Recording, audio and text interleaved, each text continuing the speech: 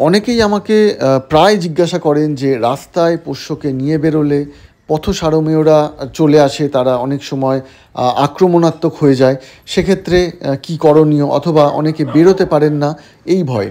তো এই ভিডিওগুলো আমি বারবার পোস্ট করি, এর আগেও পোস্ট করেছি, এখনও পোস্ট করছি, শুধুমাত্র একটা জিনিসই বোঝাতে যে যতক্ষণ না রাস্তায় বেরোবেন, যতক্ষণ না পরিস্থিতির সম্মুখীন হবেন, ততক্ষণ পর্যন্ত কিন্তু আপনার পোষ্যের সেই কনফিডেন্সটা তৈরি হবে না, বা আপনারও কিন্তু সেই লেভেলের কনফিডেন্স তৈরি হবে না।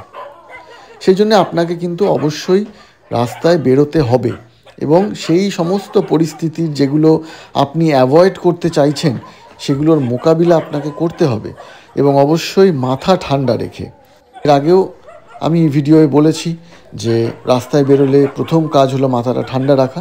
এখানেও তাই, দেখুন কত সারমেয় এখানে রয়েছে, তারা তাদের মতন করে নিজেদের কমিউনিকেট করছে নিজেদের ভাষায়।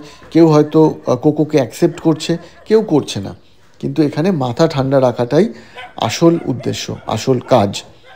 মাথা ঠান্ডা রাখলে খুব ইজিলি আপনারা এই বিষয়গুলো ওভারকাম করতে পারবেন।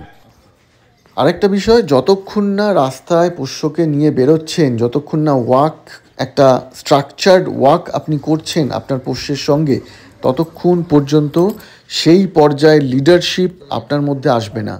আর যদি লিডারশিপ না আসে, তাহলে কিন্তু আপনি আপনার পোষ্যকে কন্ট্রোল করতে পারবেন না। একদম মাথায় ঢুকিয়ে নিন যে আপনাকে আপনার পোষ্যকে নিয়ে রাস্তায় বেরোতেই হবে। আপনি লোক রাখলে কিন্তু সেই কাজ হবে না। পোষ্য নেওয়ার আগে আপনাকে কিন্তু এগুলো ভাবার দরকার যে আপনাকেই ওকে নিয়ে বেরোতে হবে। আপনি লোক দিয়ে বার করবেন, লোকের কাছে কথা শুনবে, আপনার কাছে কিন্তু শুনবে না, এবং এমনটা কিন্তু ঘটে, এমনটা হয়ও। তো সেই জন্যে পোষ্যকে নিয়ে ওয়াকে বেরোন।